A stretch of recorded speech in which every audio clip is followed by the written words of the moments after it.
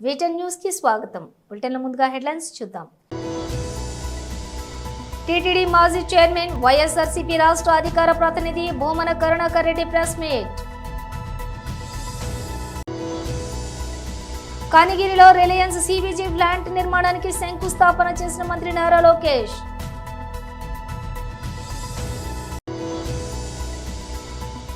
భూముల వేలం నిలిపివేయాలని ఢిల్లీలోని తెలంగాణ భవన్ వద్ద ప్లకార్డులతో నిరసన. 400 ఎకరాలను ధ్వంసం చేస్తుంటే హైడ్రా రంగనాథ్ ఎక్కడా? జగదీష్ రెడ్డి.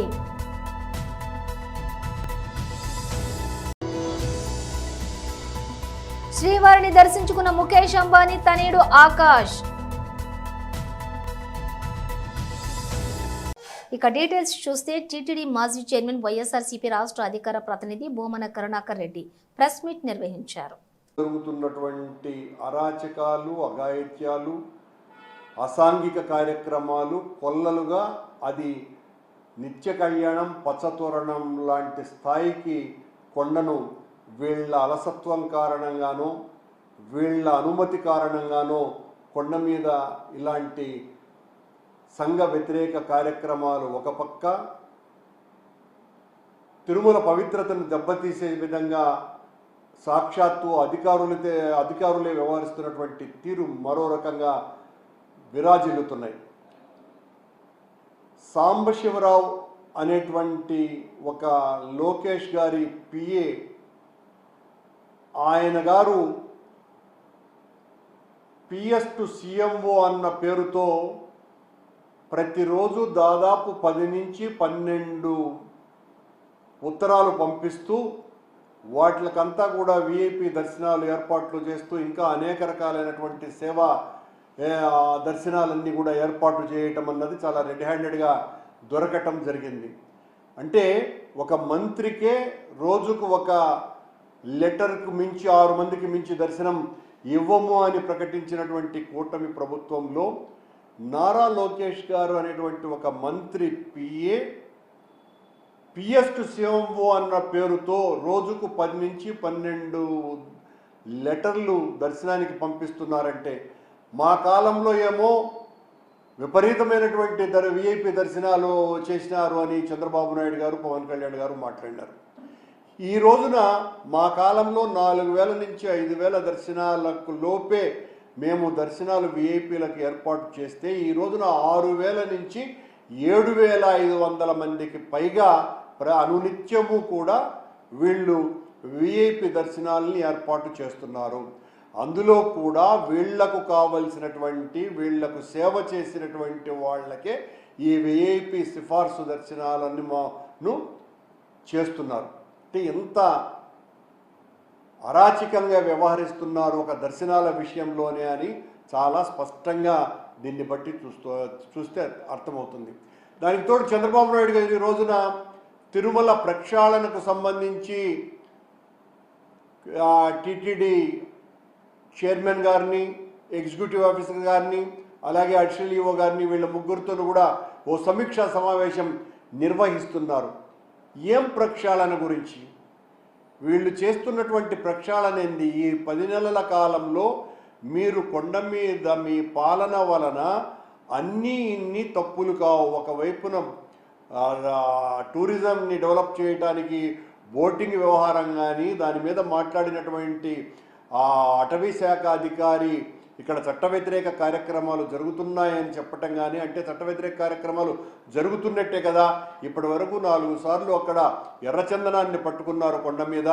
ఇదొక చట్ట వ్యతిరేకమైనటువంటి ఏపీలో వెనుకబడిన ప్రకాశం జిల్లాలో పారిశ్రామిక వెలుగులకు కూటమి ప్రభుత్వం శ్రీకారం చుట్టింది.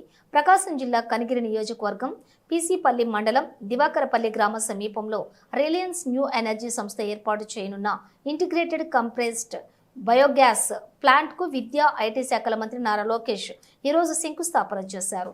Reliance Industries director PMS Prasad, Reliance Industries Limited APTS mentor PVL Madhavarao, Reliance bio ఎనర్జీపై సిఇఓ హరీంద్ర కె త్రిపాఠితో కలిసి భూమి పూజ చేశారు. సెల్ఫ్గా చెప్పారు, బుడ్డోడైన ఉగ్ర నరసింహ రూపుంది.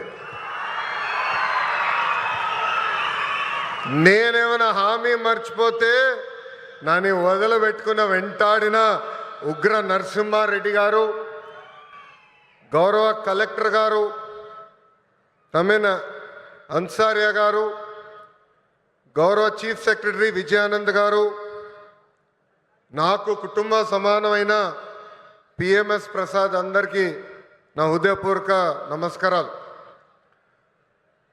ఉమ్మడి ప్రకాశం జిల్లా అంటే నాకు మొదటి గుర్తు వచ్చేది పౌరుషం, ప్రేమ. ఇక్కడ ప్రజలకి పౌరుషం ఎక్కువ, ప్రేమ కూడా ఎక్కువ. ప్రకాశం జిల్లాకు టీడీపీ అన్నా, చంద్రబాబు నాయుడు గారన్నా పెద్ద ఎత్తున ప్రేమ ఉంది.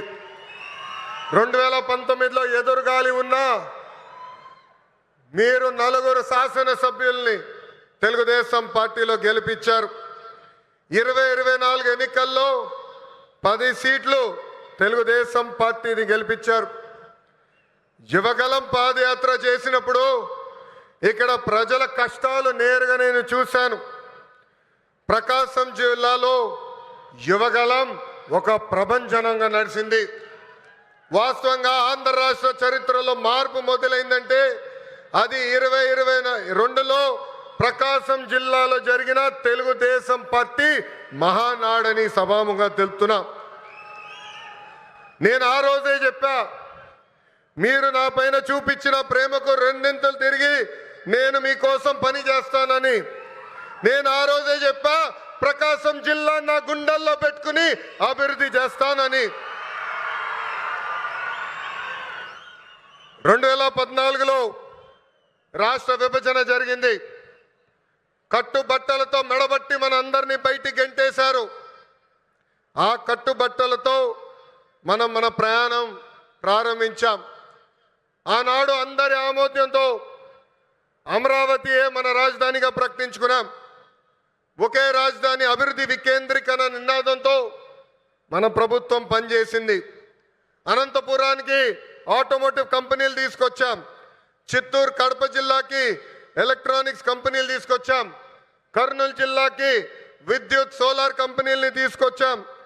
ఇంకో పక్కన ప్రకాశం జిల్లాకి పెద్ద ఎత్తున ఆక్వా రంగాలను ప్రోత్సహించాం. ఇంకా ఉత్తరాంధ్రని విశాఖపట్నాన్ని ఏకంగా ఐటీ ఫార్మా హబ్గా కూడా మనం తయారు చేసుకున్నాం. ఇంకా 2019 నుంచి 24 వరకు ఏం జరిగిందో నాకన్నా మీకే బాగా తెలుసు. ఆంధ్ర రాష్ట్రంలో ఒక విధ్వంస పాలన నడిచింది. కొత్త కంపెనీలు తీసుకురాకపోగా ఉన్న కంపెనీల్ని పక్క రాష్ట్రానికి తరిమేసే పరిస్థితి.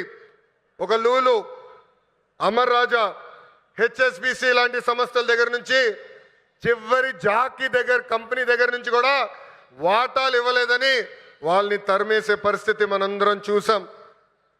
నేను ఆ రోజు ముఖ్యమంత్రిగా ఉన్న పులివెందల ఎమ్మెల్యేకి ఛాలెంజ్ చేశా, మీరు తీసుకొచ్చిన ఒక్క కంపెనీ పేరు చెప్పమని. ఇప్పటికి కూడా అక్కడి నుంచి సౌండ్ రాలా.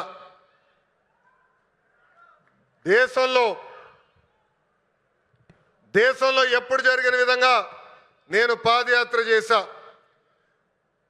ఒక మాటలో చెప్పాలంటే యువగలం పాదయాత్ర నాలో మార్పు తీసుకొచ్చింది. హెచ్సియు సమీప ప్రభుత్వ భూముల వేలం నిలిపివేయాలని ఢిల్లీలోని తెలంగాణ భవన్ వద్ద ప్లకార్డులతో నిరసన చేపట్టిన తెలంగాణ బీజేపీ ఎంపీలు, ఎమ్మెల్యేలు, ఎమ్మెల్సీలు మరియు బీజేపీ సీనియర్ నాయకులు. యూనివర్సిటీ భూముల అమ్మకమా, యూనివర్సిటీ భూముల అమ్మకమా. Save HULN, save హెచ్యుఎల్ఎన్. ప్రభుత్వ భూముల అమ్మకాలు వెంటనే. Save HULN, save HULN. Hyderabad university భూములను, యూనివర్సిటీ భూములను, యూనివర్సిటీ భూములను, యూనివర్సిటీ భూములను, హైదరాబాద్ యూనివర్సిటీ భూములను. సిగ్గు సిగ్గు ప్రభుత్వమా, సిగ్గు సిగ్గు ప్రభుత్వమా. ఆపాలే ఆపాలే భూముల అమ్మకాన్ని ఆపాలి, ఆపాలే భూముల అమ్మకాన్ని ఆపాలే ఆపాలే భూముల అమ్మకాన్ని ఆపాలి, ప్రభుత్వ భూముల అమ్మకాన్ని ఆపాలి, ప్రభుత్వ ప్రభుత్వ భూముల అమ్మకాన్ని ప్రభుత్వ భూముల అమ్మకాన్ని ప్రభుత్వ భూముల అమ్మకాన్ని హైదరాబాద్ విశ్వవిద్యాలయ భూముల అమ్మకాన్ని వెంటనే అమరవీరుల త్యాగాల ఫలితంగా వచ్చిన హైదరాబాద్ విశ్వవిద్యాలయ భూముల అమ్మకాన్ని వెంటనే 69 అమరవీరుల త్యాగాల ఫలితంగా వచ్చిన హైదరాబాద్ విశ్వవిద్యాలయ భూములను వెంటనే రియల్ ఎస్టేట్ బ్రోకరా తెలంగాణ ప్రభుత్వ రియల్ ఎస్టేట్ బ్రోకరా తెలంగాణ ప్రభుత్వ రియల్ ఎస్టేట్ బ్రోకరా తెలంగాణ ప్రభుత్వ రియల్ ఎస్టేట్ బ్రోకరా యూనివర్సిటీ భూముల అమ్మకాన్ని యూనివర్సిటీ భూముల అమ్మకాన్ని యూనివర్సిటీ భూముల అమ్మకమా హైదరాబాద్ విశ్వవిద్యాలయ విద్యార్థులపై పోలీస్ జులుం హైదరాబాద్ విశ్వవిద్యాలయ విద్యార్థులపై ప్రభుత్వ జులుం హైదరాబాద్ విశ్వవిద్యాలయ విద్యార్థులపై ప్రభుత్వ జులుం హైదరాబాద్ విశ్వవిద్యాలయ భూములపై రేవంత్ రెడ్డి సర్కార్ జులుం హైదరాబాద్ విశ్వవిద్యాలయ విద్యార్థులకు సపోర్ట్ గా అన్ని విశ్వవిద్యాలయ విద్యార్థులపై జరుగుతున్న దాడులను ప్రభుత్వ జులుం ప్రభుత్వ జులుం ప్రభుత్వ జులుం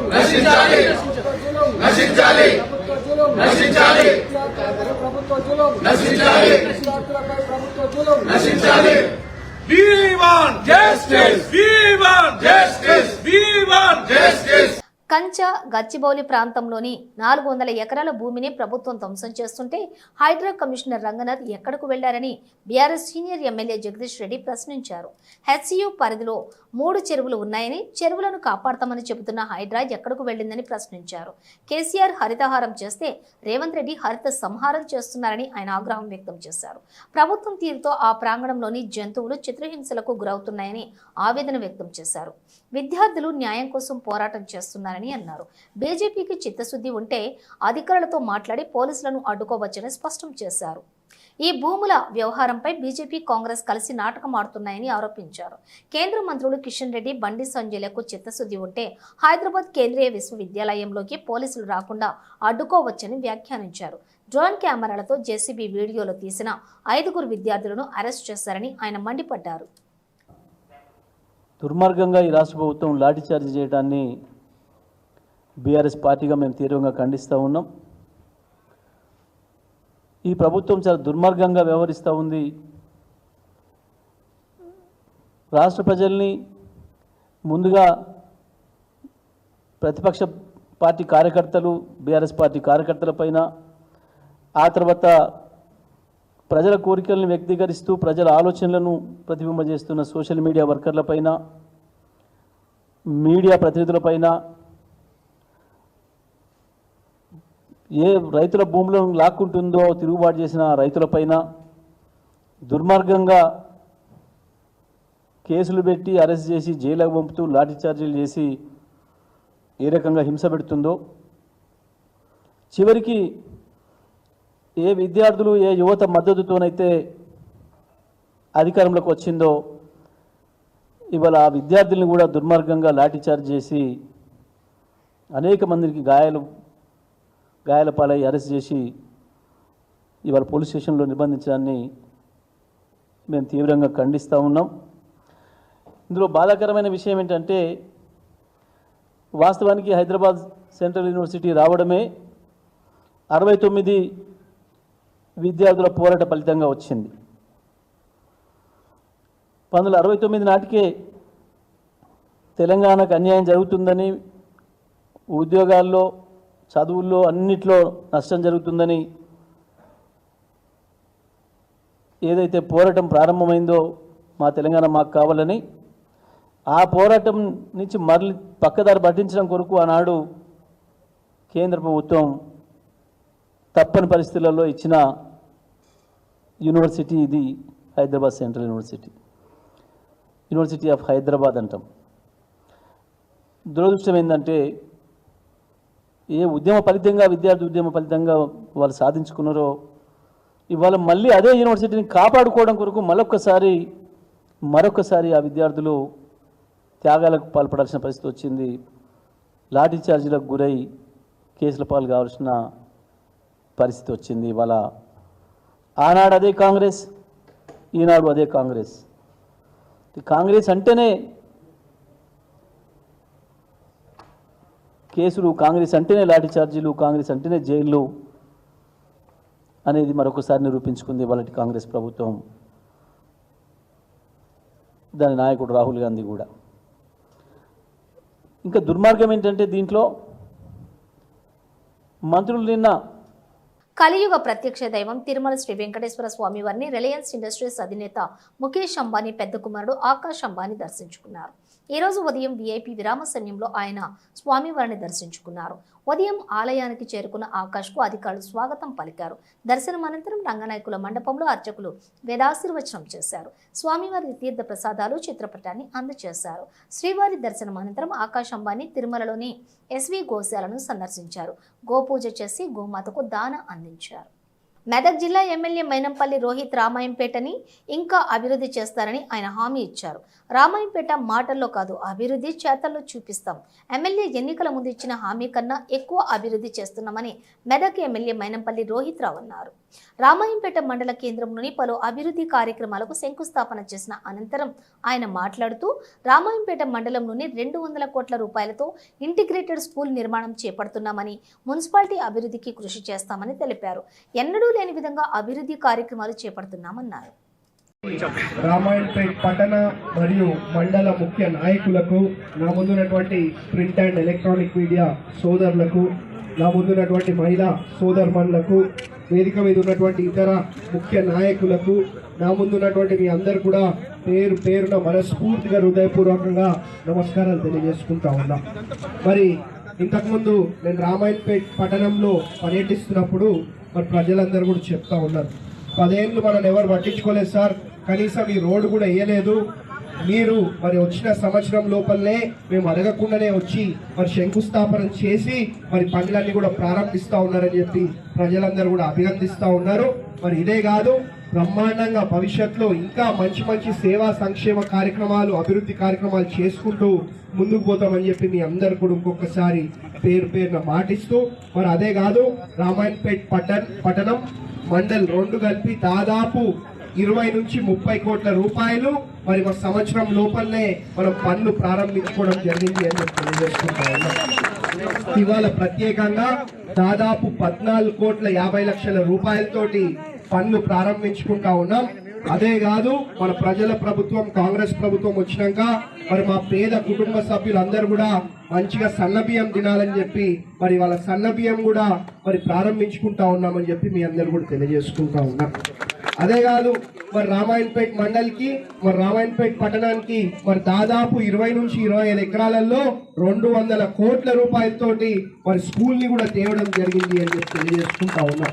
ఇవన్నీ కూడా మనం వచ్చిన సంవత్సరం లోపలనే ఇవన్నీ పనులు కూడా చేసుకుంటా ఉన్నాం.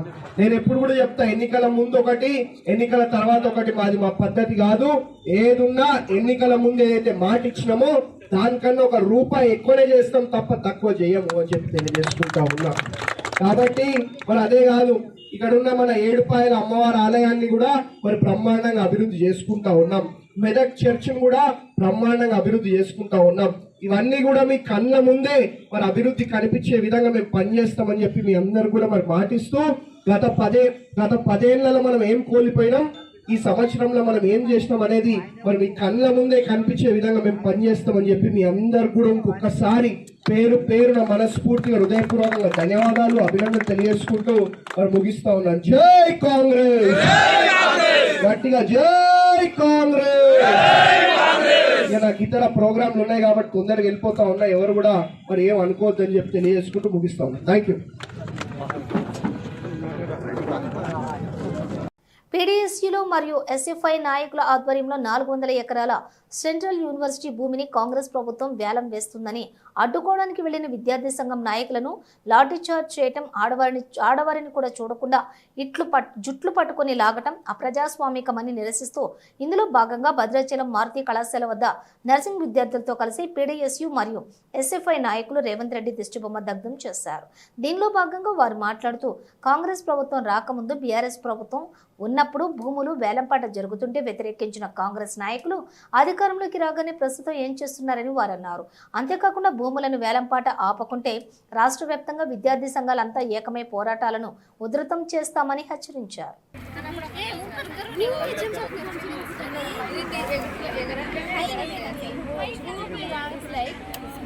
అదే హైట్ ఉంది అందరి మీద.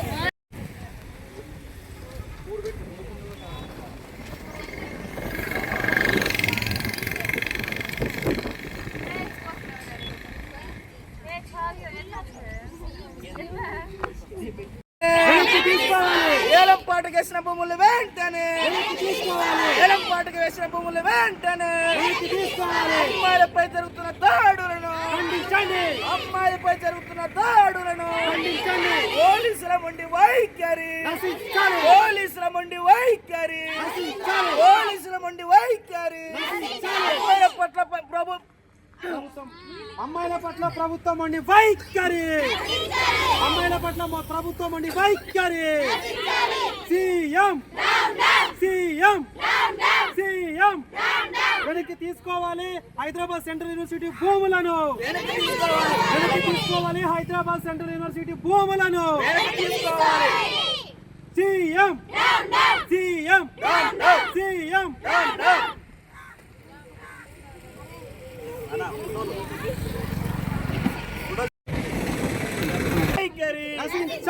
అమ్మాయిలపై దాడులను ఖండించండి అమ్మాయిలపై దాడులను ఖండించండి అమ్మాయిలపై దాడులను ఖండించండి అమ్మాయిలపై దాడులను ఖండించండి అమ్మాయిలపై దాడులను ఖండించండి ఎస్సీలో ఏలంపాటకు వేసిన భూములు వెంటనే వెనక్కి తీసుకోవాలి భూములను వెంటనే వెనక్కి తీసుకోవాలి భూములను వెంటనే ఆపాలి అమ్మకానికి పెడుతున్న రాష్ట్ర ప్రభుత్వం ఉండి వైఖరి నశించాలి అమ్మకానికి పెడుతున్న రాష్ట్ర ప్రభుత్వం ఉండి వైఖరి నశించాలి కాపాలి కాపాడాలి ప్రభుత్వ భూములు వెంటనే కాపాడాలి కాపాడాలి ప్రభుత్వ భూములు వెంటనే కాపాడాలి వర్తిల్లాలి వామపక్షాల ఐక్యత డౌన్ డౌన్ ముఖ్యమంత్రి రేవంత్ రెడ్డి డౌన్ డౌన్ ముఖ్యమంత్రి రేవంత్ రెడ్డి ఫోటో కొట్టుకోండి అన్న ఫోటో కొట్టు బులెటిన్ ముగించే ముందు హెడ్లైన్స్ మరోసారి. టీటీడీ మాజీ చైర్మన్ వైఎస్ఆర్సీపీ రాష్ట్ర అధికార ప్రతినిధి భూమన కరుణాకర్ రెడ్డి ప్రెస్ మీట్. కనిగిరిలో రిలయన్స్ సిబిజీ ప్లాంట్ నిర్మాణానికి శంకుస్థాపన చేసిన మంత్రి నారా లోకేష్.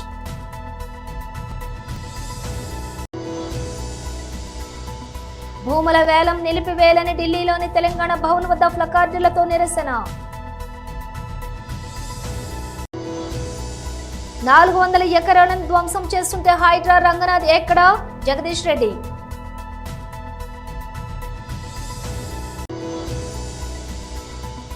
శ్రీవారిని దర్శించుకున్న ముఖేష్ అంబానీ తనయుడు ఆకాష్. ఇవి బులెటిన్ విశేషాలు. మరో బులెటిన్తో మళ్ళీ కలుద్దాం.